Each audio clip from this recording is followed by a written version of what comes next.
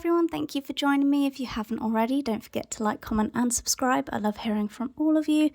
Today I was wondering how accurate the flan dish recipes were, so let's have a look. To begin with, you need 6 ounces of short crust pastry, or you can make your own like I have. It was 150 grams of plain flour to 75 grams of fat, whether that's butter or lard, a mix of both, it's up to you. And just add some water till it comes together in a dough. So my main curiosity for this video was kind of how we have changed and evolved with technology, and if these recipes, for example, this recipe itself is about 400 years old, so how it still comes together in this day and age.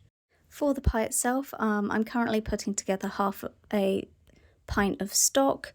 In that I have put a tablespoon of sugar and salt and pepper, just so I don't forget.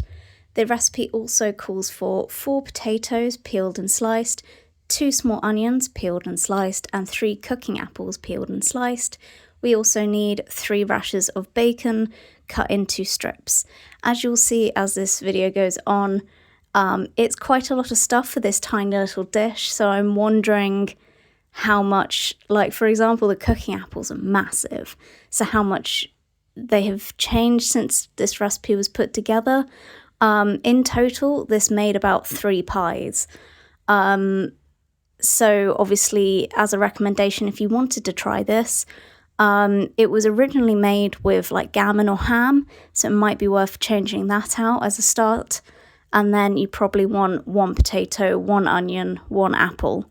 I would still make up half a pint of stock and just see what it looks like, and then put your short crust pastry on top, if I can speak. And then it just says to cook it for an hour, first at the top and then at the bottom in a fairly hot oven. Again, looking back at how things have changed, I went with 180, and I put it on the bottom first and then put it on the top instead. Again for an hour. It was a little bit overcooked, so I'm thinking it maybe wanted about 40 minutes instead.